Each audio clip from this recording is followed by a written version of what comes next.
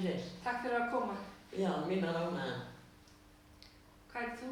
Ég heiti Svanhvít Brynja Tómasdóttir og er oddviti Suðvestur fyrir Frjálslynda lýðræðisflokkinn.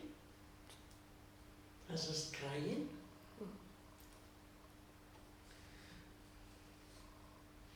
Það er búið að lofa okkur því að lögfesta samning Sameinuðu þjóðanna um réttindi fatlaðs fólks. Það átti að lögfesta samninginn árið 2019. Hversu lengi þurfum við að bíða í viðbót? Af hverju er málefni fatlaðra alltaf sett á bið? Þetta er góð spurning. Já, ef við kemumst í stjórn þá þurftum við ekki að bíða neitt lengur þegar við erum með okkar fyrstu verkum. En það er öllum lofað fyrir kosningar til þess að fara á atkvæðaveiðar og svo er einhver eftir því miður.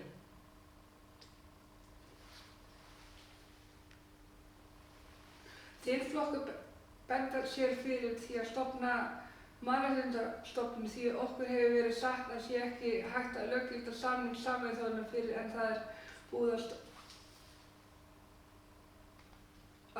að stofna mannréttindastofnun. Já, ég er nú ekki alveg nógu vel inn í því svona en hérna skal sér þessar skerðingar og annað sem að kemur að snýra að öryrkjum, það er hægt að afnema það allt með einu pennastriki ef viljinn er fyrir hendi. Þetta er mannanna verk.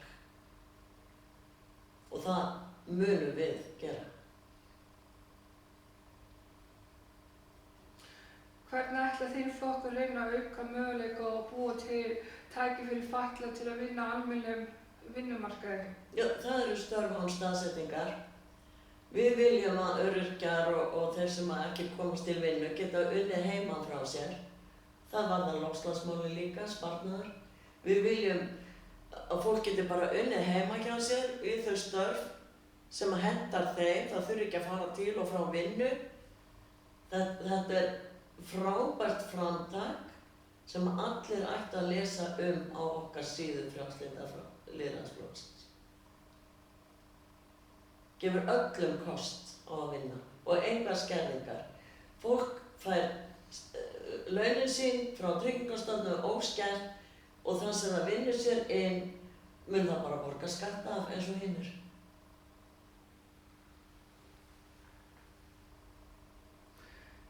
Hvernig myndið þið vilja bæta aðgengismál í samfélaginu? Við myndum náttúrulega að byrja á því að vilja fá að tala við ykkur hvernig þið myndu vilja bæta þau. Því að það skiptir máli.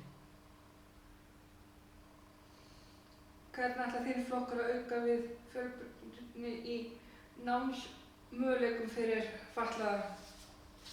Það er til dæmis þetta, eins og með störf án staðsetningar, þá getur fólk tekið námið líka heima frá sér. Það gefur öryrkjum og þeim sem er vera með að ferðast að vera bara heim í stofu og læra. Það eykur mjög fjölbreytnina. Er það ekki samt við það? Jú.